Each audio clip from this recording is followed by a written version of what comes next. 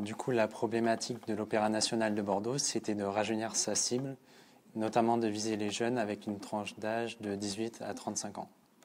Et ensuite, il voulait aussi faire connaître l'Auditorium de Bordeaux, qui se situe proche de la place Gambetta. Donc nous, on est parti du principe que toutes les musiques que les jeunes écoutent étaient inspirées par le jazz dans leur nature. Et du coup, on a voulu décliner ça en une signature « Inspired by le jazz ». Et c'était le postulat de départ. Ensuite, on s'est dit qu'il fallait moderniser un petit peu l'offre de l'opéra. Du coup, on partait sur des événements post-concert à l'auditorium avec des boiler rooms, par exemple, pour un petit peu dynamiser l'événement. Et c'est ce qui nous a plu, c'est ce dont on voulait parler dans le concept, c'était absolument être focalisé sur le rajeunissement de la cible à l'opéra et de montrer que l'opéra il est accessible à tous et pour tous. Et du coup, on a fait également des soirées speak easy, un petit peu plus chic, mais qui étaient en rapport avec l'univers de l'opéra.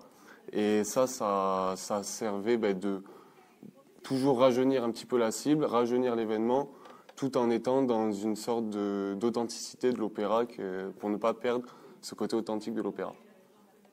On avait prévu une campagne de communication qui était basée autour d'une campagne d'affichage avec 3 affiches qu'on pourrait afficher et où on montrerait des chansons populaires, un petit morceau, des petites paroles de la chanson qui soient ramenées finalement au jazz avec, comme vous pouvez le voir, il n'y a pas moyen de jazz, ou des petites phrases comme ça, des chansons qui parlent aux jeunes mais qui seraient utilisées pour attirer l'attention et montrer que oui, il y a un opéra et que oui, c'est aussi pour les jeunes. Donc, je pense que ce qui a plu à l'annonceur, c'est le fait qu'on a proposé une recommandation originale et décalée, avec une pointe d'humour. Et du coup, on s'est un peu démarqué des autres projets. Et de plus, on a aussi fait attention à proposer une campagne 360 degrés où on a essayé de couvrir tous les canaux, donc que ça soit du street marketing ou alors sur les réseaux sociaux, une campagne d'affichage et même faire vivre des expériences aux consommateurs. Et du coup, on pense que c'est ce qui a fait que notre projet a gagné la première place.